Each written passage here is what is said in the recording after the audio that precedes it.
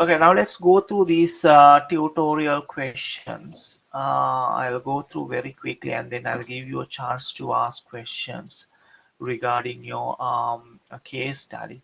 Okay. Okay.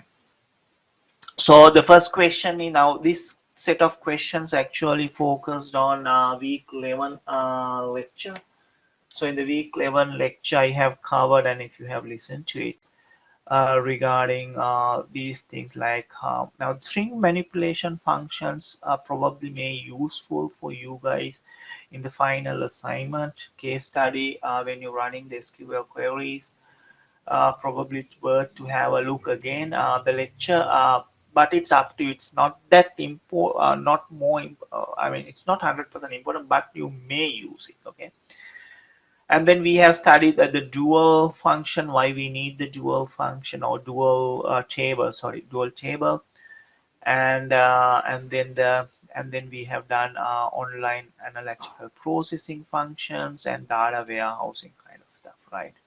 So it's purely for your knowledge for those who are looking to specialize in data science or databases. Probably it might useful in the future. Right, now let's go very quickly. I'll you go through the answers and then we'll come back to our help session. Right, the first question is asking you to consider the following statement. Select 100 divided by 20 from the dual, right? So question part A is asking what do you mean by this dual, because there's no table here. So what does this dual mean? And why it is used, and what is going to be displayed when you run this particular SQL statement. Now, what is dual means? A dual is a dummy table, right? So every database management systems, including Oracle and other leading management system or database systems, they all have these dual tables or the dummy tables.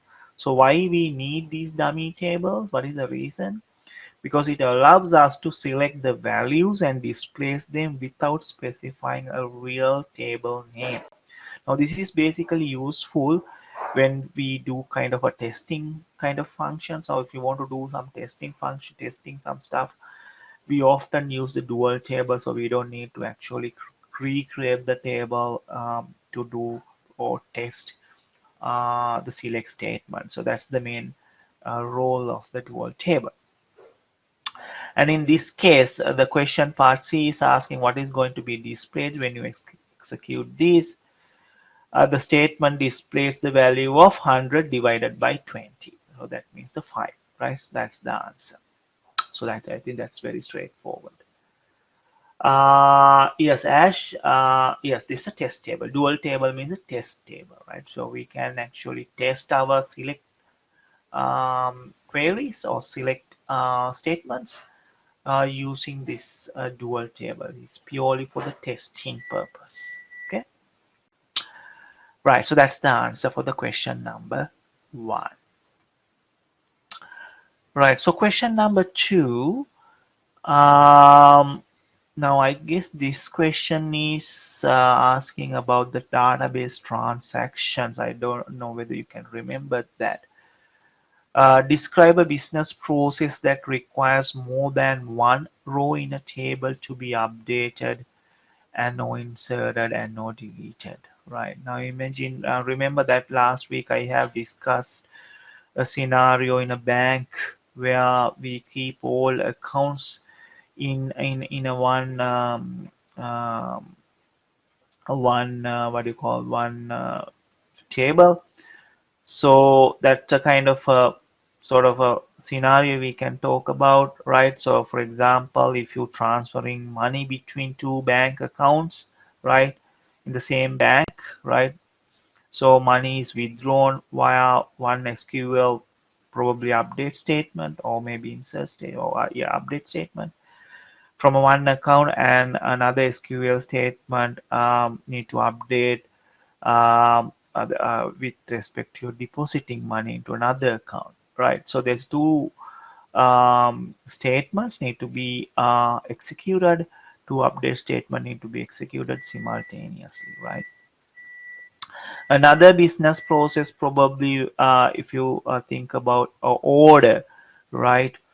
Um, so now remember, I have a talk about how we group the orders and order line items.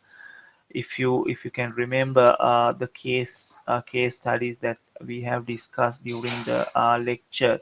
So we did Glenferrie Toy Library and pizza delivery system in week 5. So remember, we have the orders and the order line items, right? So if we want to delete an order, um, so you know that there are line items associated with every um, uh, order. So if you delete the row from order table, right, then you need to obviously need to delete the corresponding order line items in the line item tables, right? So you need to execute two delete statements in basically in that case actually two tables, not in a one table, but the two tables simultaneously, right? So that's these are the examples we can use regarding the business processes that require multiple SQL statement to execute it. Right, so that's the answer for that. Then question actually 3 to question I guess 8 are related to the database transactions, right? So question 3 is asking what is a database transaction means. Now remember the transactions in the databases are quite different to normal usage of this term transaction in daily life, right? So because it's quite different, okay? And second question or question 4 is asking why the transactions are often referred to as a logical unit of work. What's the reason for that? Question 5, database transactions must be atomic. What does this atomic means? Question 6, what could happen if a transaction was not an atomic, right?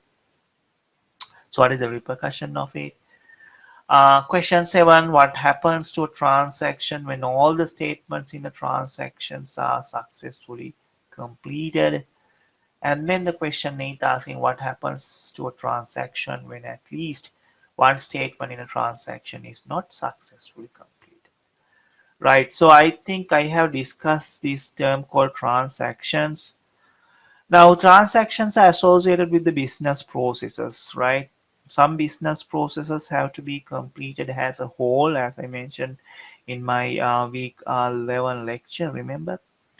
Now, these processes are often called, I mean, you can't process these complex processes in a single SQL statements, right? So you need bunch of statements sometimes, right? So you need number of SQL statements executed in order to complete the whole business process, right? I have used again the bank example in there in that lecture, if you can recall.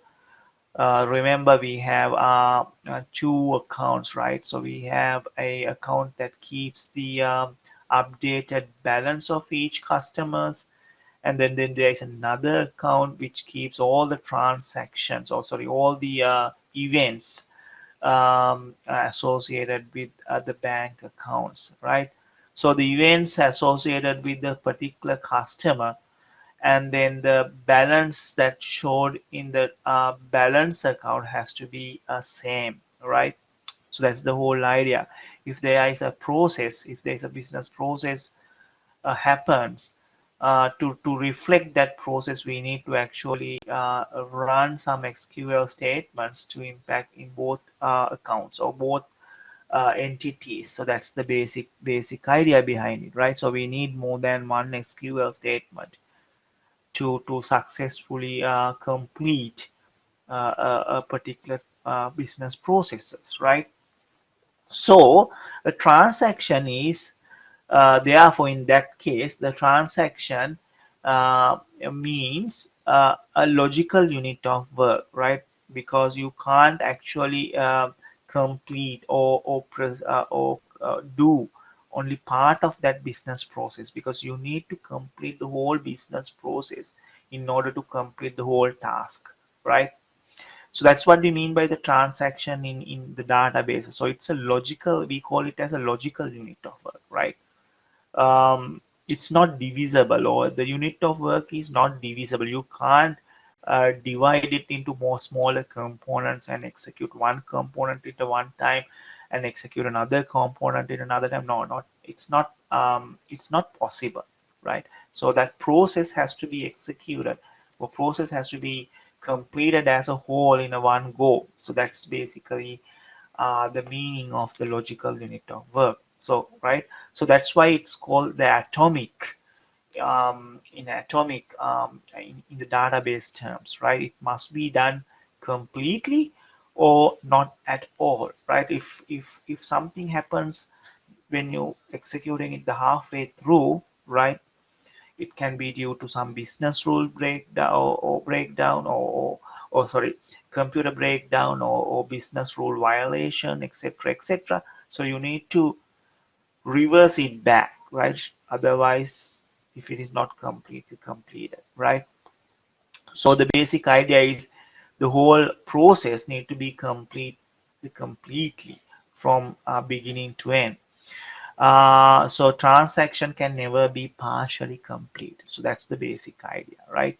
So if all statements of a transactions are completed successfully, then the changes are made permanently to the database, right? That's the idea, okay?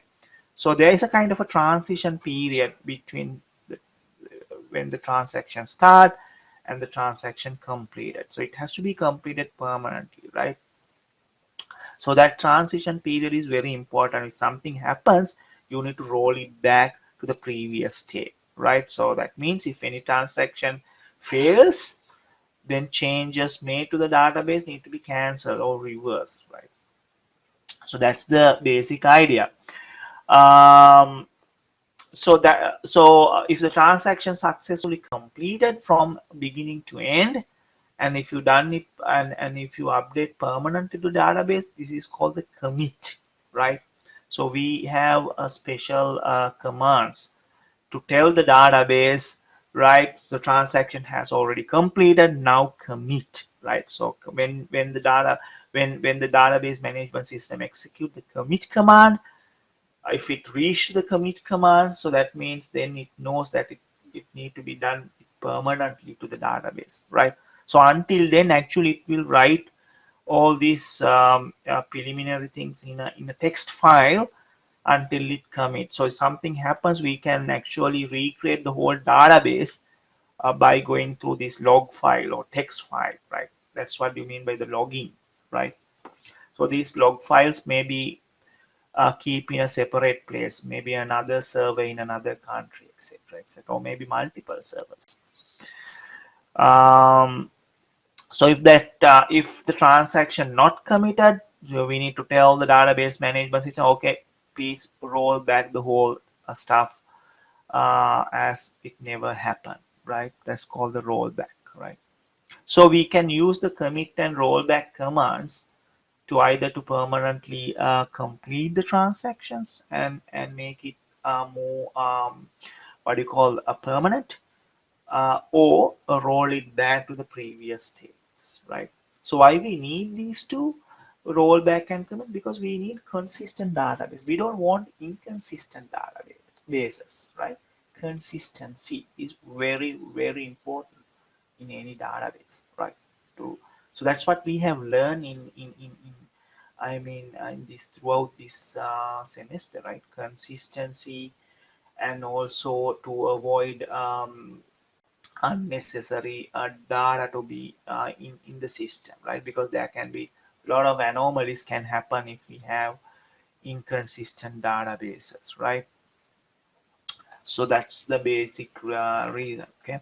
So if you move into higher education, probably you will learn these complex, not the complex, actually very I really enjoy these kind of areas, so you may learn it, right? So there are a number of courses or units offered in Swinburne, so you can specialize in these areas. Okay, right. So that's the answer to question 3 to question 8. Okay. Uh, right. So if you go to the question number 9, I guess they have given a kind of a bunch of SQL statements. So let's go through that. Assume that this statement has been executed. Now this is an insert statement. Remember, I think this is a that example that we have learned in the lecture, the bank situation, bank scenario. So here we are inserting the customer, right? So in a customer account, so that means we are creating a new customer. That's what it looks like. Customer ID C1, date 1st of June, balance 0. So one customer may have come to the bank, may have opened a new account, right? So we are inserting that customer into the customer account. That's what. So the initially when it opens, may probably not maybe done any transactions yet. So initial amount is 0, right? 0 balance. All right. So sometimes later the following two statements are executed. Um, okay, so first one is insert statement, right? Into the bank transaction or bank trans account, right? So what they have done, what that customer has done, he or she may have deposit. Now he has deposit actually $1,000 in third of June, right? That's what we reflect in the bank transaction account. Okay, so that means we need to now update the customer account this balance, right? That's what this update statement is doing, right? So update the customer set balance to balance equal 1,000, right? So we updating this 1,000 deposit where customer ID is equal C1, right? Now this is, we can call this is a business process, right? Depositing money, right?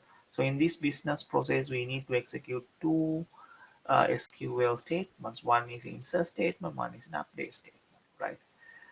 Now remember, both need to be executed, right, in order to complete that business process, right? You can't do half and then say, okay, I have finished the business process. No, right? Otherwise, there's inconsistency between these two accounts, bank transaction account and the customer account. Okay, that's what you mean by transaction. That's what you mean by atomic. That's what you mean by logical unit of work, right? In database terms. Okay. Okay. So the question is asking. The first question is, why is it important that both the above statements have executed? I think it's so very obvious. Now I have already explained, when both statements are successfully executed, the database is taken from one consistent state to another consistent state, isn't it? That's what happens, right? So the sum of all the bank transaction amount for the customer will equal to the balance of that same customer. So that's what actually meaning of that. Okay, so that's the answer. Part B.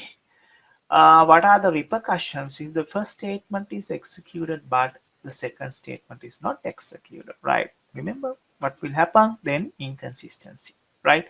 So the sum of all the balance transaction amounts for the customer will not equal to the balance of that same customer, right? So that means the database will not be in a consistent state, right? Is that right? Yes, it's not, it's right thing to do, right? So we need to have a, I mean, consistency, right? So how do we know that if it's not happen, if the commit statement not successfully executed? That's how we know, okay, something has gone wrong, right? So that means the transaction may have rolled back to the previous state.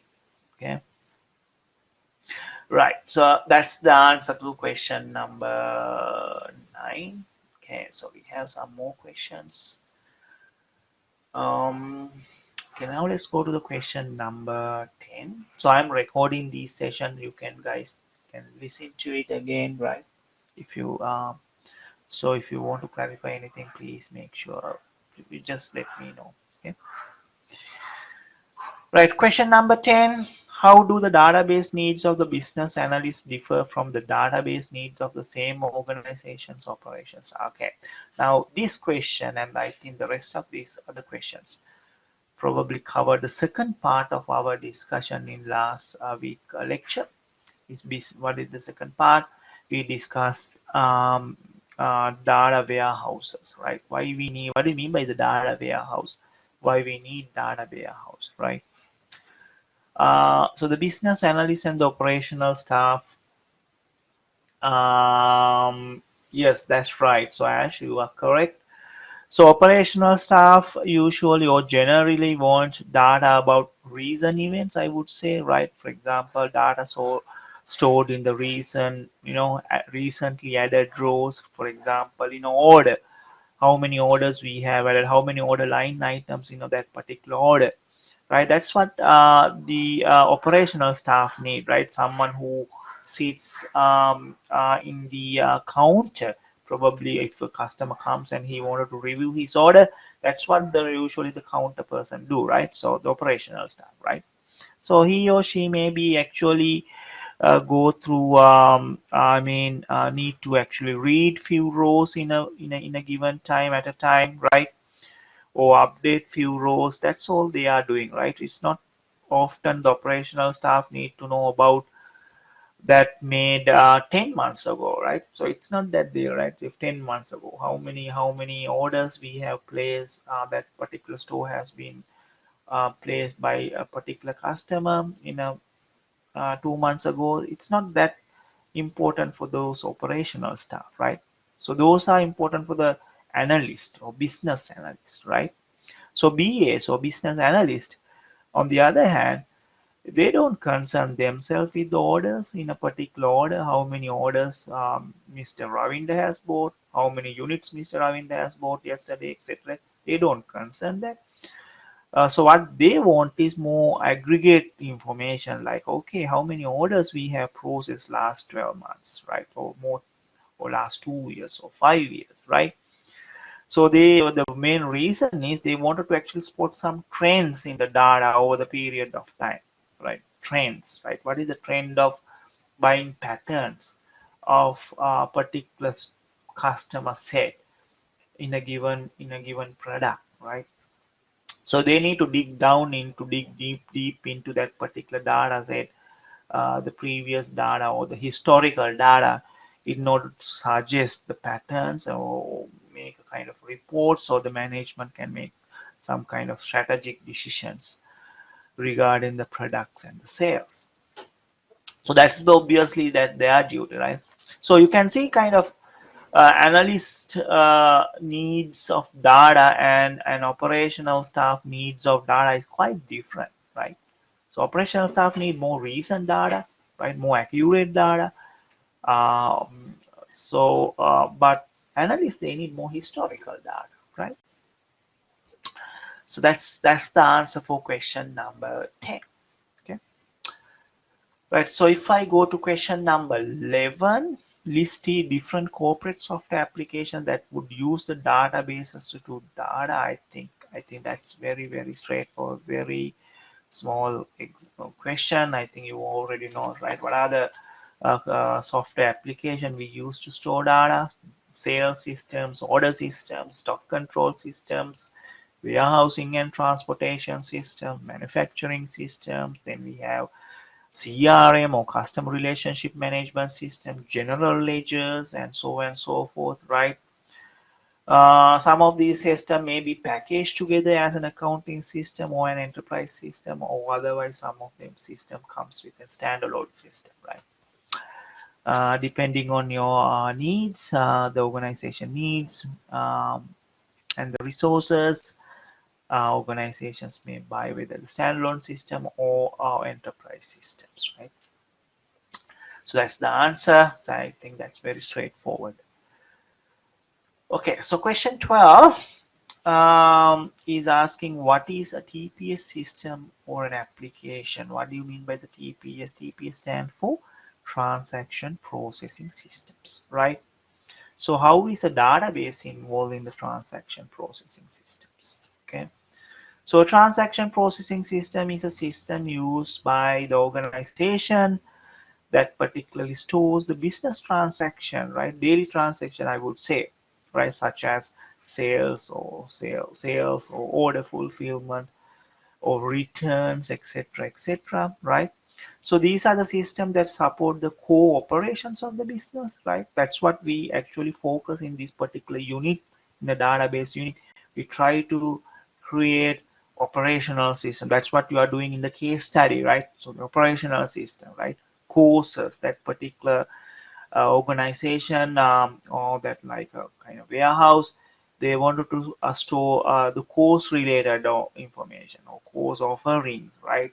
And they have teachers, right? The teachers are teaching different course offerings, and then they have customers who are coming to different courses, so we need to record that, and then they give the feedback regarding the courses, then we need to keep record on that, right?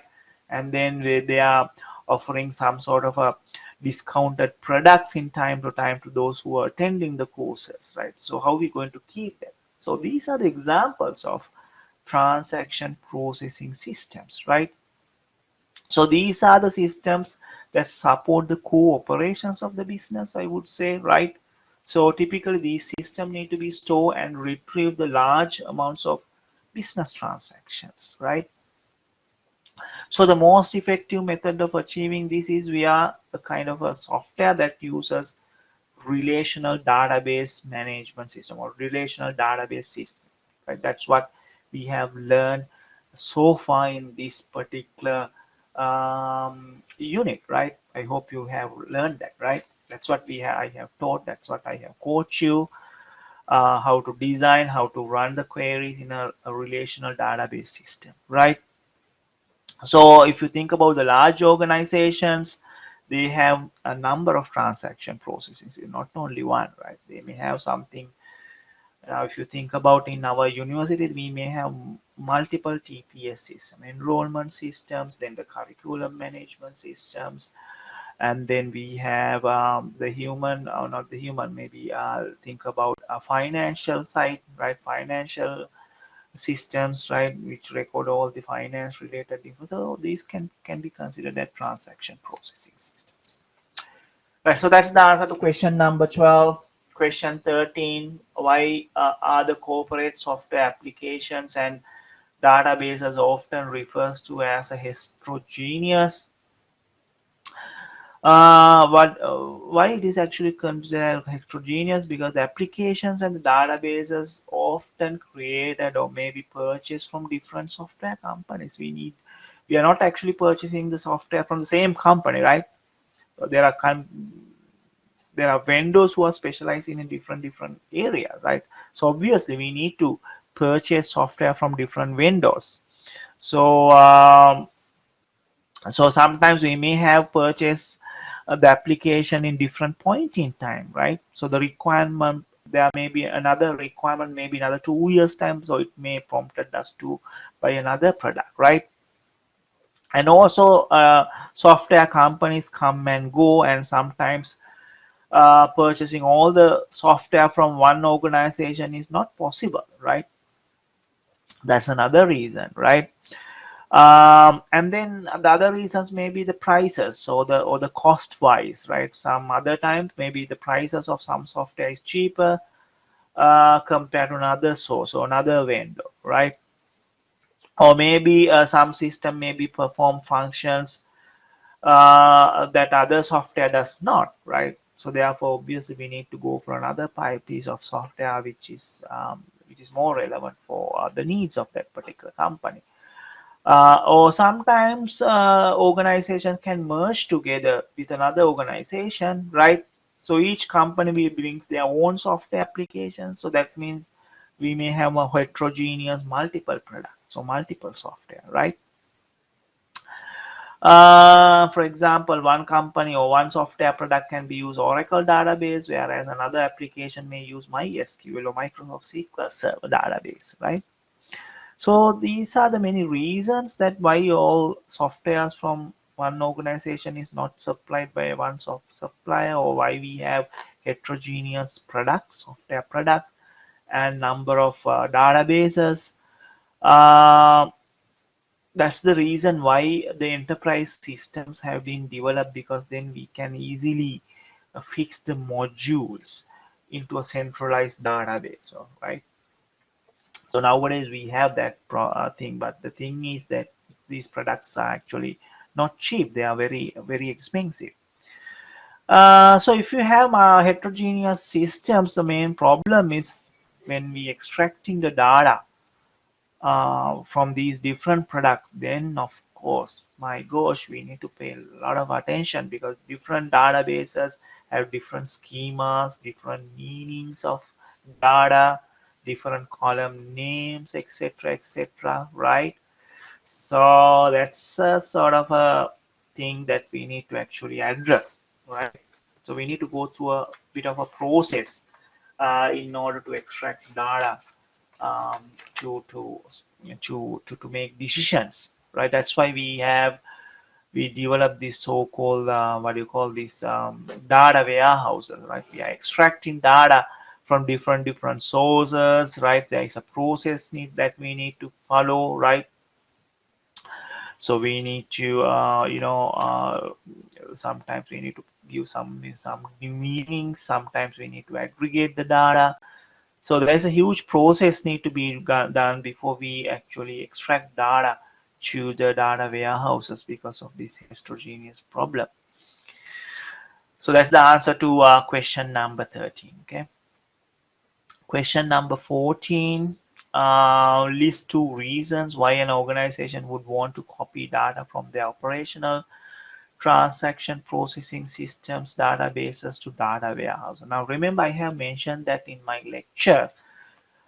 We can't run these aggregate. I mean, now business analysts need to aggregate queries, right? Because they have to go through the past data, historical data, aggregate them, and do kind of analysis and make decisions, right? So there's a problem if you run these aggregate queries in normal transaction processing system, right? If you think about the business queries, they may need actually data from multiple transaction processing systems, right? Multiple databases. So it's make sense to periodically, say for example, every day to copy data from separate sources into central data warehouse, right? So that's what we usually do, um, because it's much more easier to access for everyone, because we don't want to run these aggregate queries in normal TPS, because it slows down the whole system, right? So normal transactions may have actually update or do some bit of changes into a couple of tables, right? So in these kind of SQL statement, we need more inner joins, outer joins, right? And then there is a lot of constraints, checkings, etc., etc. So if you run the aggregate queries on top of these activities, then it slows down. Sometimes what will happen, it will actually fail the whole database, right? That's why we need to actually extract these historical data time to time to another separate data warehouse, right? Because of the performance issues, right? So that's the second reason. So data warehouses, they have different schemas. I think this week lecture, if you go through the week 12 lecture, I have explained which schema. Usually data warehouses use star type schema, star, because star schema. So if you went through week 12 lecture, the recording I have put inside week 12 folder, I have explained there how the schema looks like in data warehouse. It's completely different to the schemas that we use in normal transaction processing system. I think you guys are now expert in TPS kind of schema, right? So we design, we have strong entities and the weak entities, and we connected each other, right? And then we have primary keys and the foreign keys, and we do a lot of check constraints, etc., etc. So that is the schema we use in email normal transaction processing system, right? But Data warehouse is completely different. So we sometimes we need to aggregate some information and put into a one separate column, and then create another separate table, right? So that's how it works. Okay. So that's the answer to question number 14. Okay, now let's actually I'll keep the rest of this question 15, 16, and 17 for you to, I mean, go through, and if you really want, it's not necessary, but if you really want,